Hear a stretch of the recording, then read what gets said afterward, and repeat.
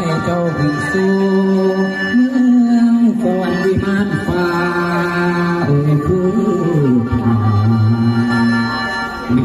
งสองพอเฮ้ยน้อย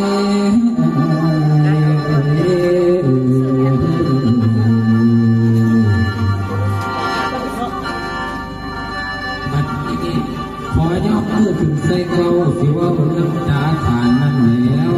ไหวผู้บาเด้ออาจารย์ทำประสงค์ห้องเจ้าพอละนี้เขาภูมิสถานเจ้าที่ก่อนสิรับมือนี้ดีงามจงมาภัยผมได้แต่งก่อนรับให้มารับทรงหลวงวิญญาณของในนอสังขารสิว่าไปนอตามเรื่องอยู่ในเมืองน้องคนนี้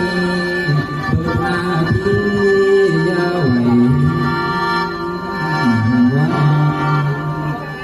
โอ้ยแม่ผมเอ้ยผมเราสามารถพอวันเราห่วงยังให้แม่ไปหวังหันหลังใส่เรื่องคนบุญเมื่อบุญเมื่อสวรรค์อย่าห่วงมันมาทางใจมีแต่ความเจ็บไข้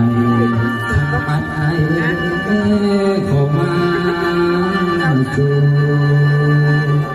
อยู่ไปกับสำนีสุดท้ายบ่แน่นอนไปบนหายสู่ลาติบอนสังขารนั่นโอ้ยโลกของหลวงวิญญาณมาอยู่เป็นคือฝันบ่มีลาทำให้จำลอยโอ้ยแม่ผมเอ้ยอย่ามองเพียงให้มองเศร้าเบามาโนสมบัติยามโกโกหาไว้แต่ทันตายนั่นแล้วจะสิกลายเป็นของเขาผู้อื่นเอาน้อไปใส่อย่าไปสร้างคนให้น้องว่าเป็นแก่มีจังแม่นเสือบอลเต้าให้จังแม่นเสืองานสุดแล้วเขาก็ยิ้มเคยเขาห่วงก็ถามหาแล้วไปสวรรค์ตาตัวเอ้ยอย่าห่วงเขาทางไปเขาสิทำบุญให้ไขประตูเปิดปองด้วยแม่เด้อไปน้ำพวนคองน้องขึ้นเมื่อฟ้าสู่สวรรค์โลกมนุษย์นี่นั้นมันเกิดแก่น้อยเจ็บตายนั่นแล้ว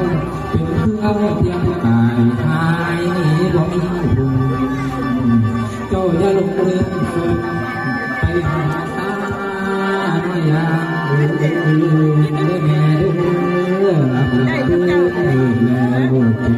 เบิดเลยถ้าเป็นฝนวนเวียนอยู่จังสีมีใส่ชุดไว้นอนกองไฟแม่ผู้ใดเหลือลง